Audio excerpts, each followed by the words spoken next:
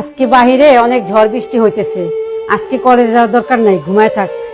আচ্ছা আম্মু, একটা কথা বলি। হ্যাঁ বল, কি বলবি বল। কিছু মনে করবা না তো? না।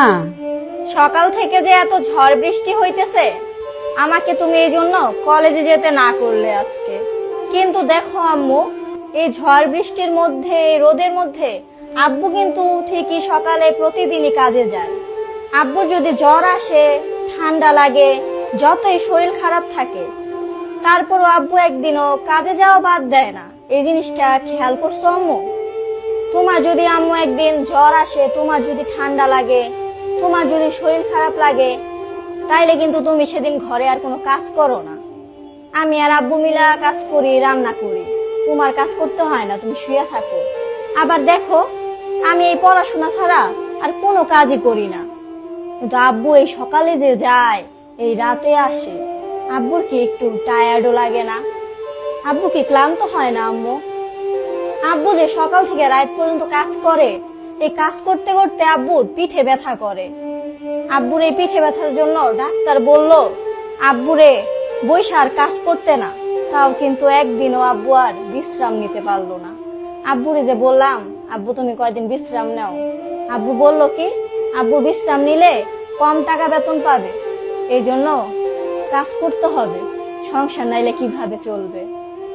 কিন্তু দেখো আম্মু, তুমি আমি এই ঘরের মধ্যে আছি, আর এই বাইরে ঝড় বৃষ্টির মধ্যেও আব্বু কিন্তু ঠিকই আজকে কাজে গেল না।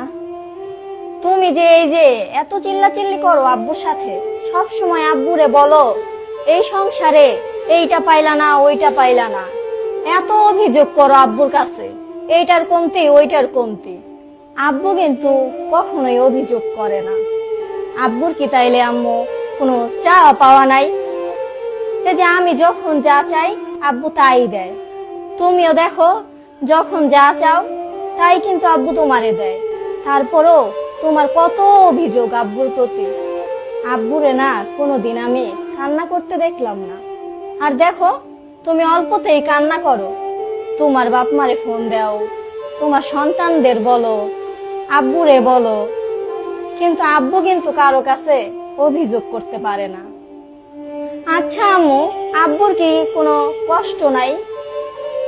জানো আম্মু, আব্বুরও কষ্ট আছে, কিন্তু সেই কষ্টগুলা লুকায়া রাখে, আমাদের কাছে না প্রকাশ করে না। জীবনে আমি আব্বুরে দেখলাম না কোনো একটা ভালো রেস্টুরেন্টে খাইতে যাইতে, জীবনেও দেখলাম না নিজের জন্য একটা ভালো জামা কিনতে। যদি বলি আব্বু তুমি কিছু কিনলা না, সব সময় বললো আমার আছে, তোরা নে। কোনোদিন আব্বু কোনো একটা ভালো জায়গায় ঘুরতেও গেল না।